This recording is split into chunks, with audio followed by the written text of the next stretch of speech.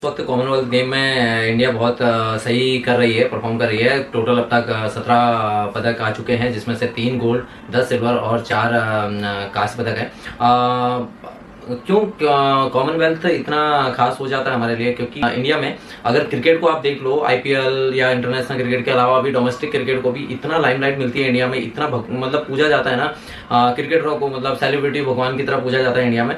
तो कहीं ना कहीं ये बाकी के जितने एथलेटिक गेम्स थे ना, ये कहीं ना कहीं पीछे छूट रहे थे। तो जब से कॉमनवेल्थ ओलंपिक में लोग अच्छा करने लगे हैं, मतलब आप नीरज चोपड़ा देख लीजिए, मैरी कॉम देख लीजिए, जो इस तरह के एथलीट कुछ आए और उसके बाद जब कुश्ती में बहुत अच्छा हुआ, निशानेबाजी में, शूटिंग में बहुत अच्छा हुआ, तो ये जो नई जनरेशन आई और जो मेडल्स लेके आने लगी, तो एक क्रेज बाकी एथलेटिक गेम्स का भी बढ़ने लगा है।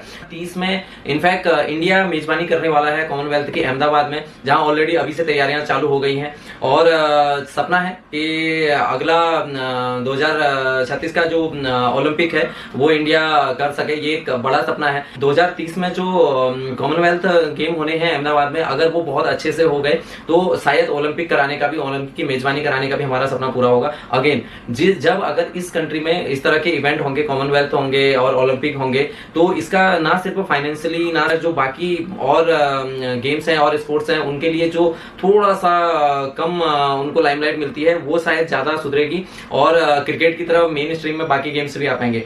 तो पहली चीज ये है। उसके अलावा दूसरा ये है कि जब एक देश कोई इस तरह का इवेंट सक्सेसफुली करता है, तो उसकी एक सक्सेस ना सिर्फ स्पोर्ट्स में, खेल में, बल्कि वहां इंफ्रास्ट्रक्चर में और उसकी इकोनॉमी, उसकी कैपेबिलिटी दिखती है, जिसके बाद बहुत सारा इन्वेस्टमेंट आता है, बाहर की कंट्रियों का ध्यान आपकी तरफ आता है।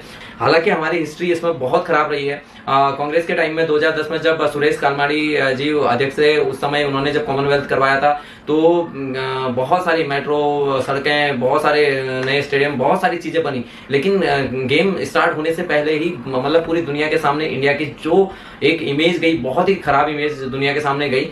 जैसे कि बहुत सारे टॉयलेट्स ऐसे थे जहां पे गंदगी पड़ी हुई थी, बहुत सारे रहने के लिए, जो खिलाड़ियों के रहने के लिए जो व्यवस्था की गई होती है, वहां बिस्तरों पे कुत्ते के निशान थे। उसके अलावा बहुत सारे एथलीट्स के बेड रेडी नहीं थे, और उसके अलावा भी ये तो कमियां थी, इसके अलावा भी बहुत सारे आरोप भी लगे थे, जिसकी वजह से सुरेश कलमाड़ी को जेल भी जाना पड़ा था। इवन ट्रेड मिल की कीमत से ज्यादा उसका किराया दिया गया था। ऐसे बहुत सारी चीजें हुई थी, बहुत सारे मतलब करोड़ों का घोटाला इसमें उस वक्त किया गया था, जिसके बाद सुरेश कलमाड़ी जी को अरेस्ट किया गया और उनको जेल हुई। लेकिन ये जो उस समय की एक जो इमेज गई इंडिया की, तो उसके बाद बहुत मुश्किल से हमें अगली बार मेजबानी का मौका मिला है।